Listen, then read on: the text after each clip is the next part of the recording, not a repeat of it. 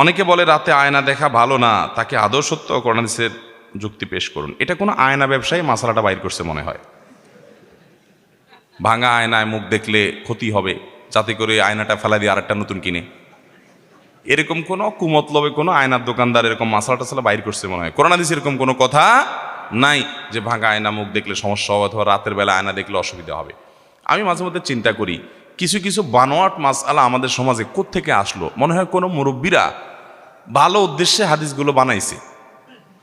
উদ্দেশ্য যদি ভালো হয় হাদিস বানানো জায়েজ হবে? মান কাযিবা আলাইয়া মুতাআম্মিদান ফালিয়াতাবাওয়া মাকআদাহু মিনান নার। নবীজি বলেছেন, আমার নামে কেউ যদি মিথ্যা কথা বলে, ইসলাম বলে নাই সে নিজে থেকে বানায় বলল, সে যেন জাহান্নামের টিকেটের রিজার্ভেশন করে নিল। এরকম ভয়ঙ্কর একটা ব্যাপার। তো আমাদের দেশে দেখা যায় যে ওরকম অনেক কথা আছে। ধরেন একটা আছে রাতের নখ কাটা ঠিক না, শুনছেন আপনারা? ভাঙা আয়না মুখ দেখা ঠিক না, ভাঙা প্লেটে খানা খাওয়া ঠিক না, রাতের বেলায় বা প্লেটের পানি বাহিরে ফেলানো ঠিক না।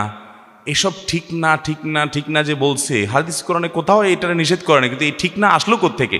আমি চিন্তা করি মাঝে মধ্যে এটার উত্তর পাই। আমার কাছে মনে হয়, আমার ভেতর থেকে উত্তর আসে এটা যে মনে হয় কোনো সময় মুরব্বীরা মনে করছে রাতের বেলায় পোলাপান নখ কাটতে গিয়ে অন্ধকারের মধ্যে আগে যোগে আপনার বিদ্যুৎ ছিল না, আপনার হারিকেন মোমবাতি বা চেরাগের লাইটে নিবু নিবু লাইটে নখ কাটতে গিয়ে আঙ্গুল কেটে ফেলতে পারে পোলাপান, এই জন্য মাসালা বাহির করছে রাতে নখ কাটা ঠিক না।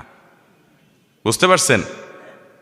তারপরে যায় আপনার রাতে যদি পানি ফেলেতে যায়, তো এখন তো আর ফকফকা লাইট তখন ছিল না, অন্ধকার ছিল সব, দেখা গেল কেউ আসতেছে তার গায়ে পানি পড়তে পারে, এই জন্য একটা মাসালা বাইর করে দিল যে রাতে পানি ফেলানো ঠিক না।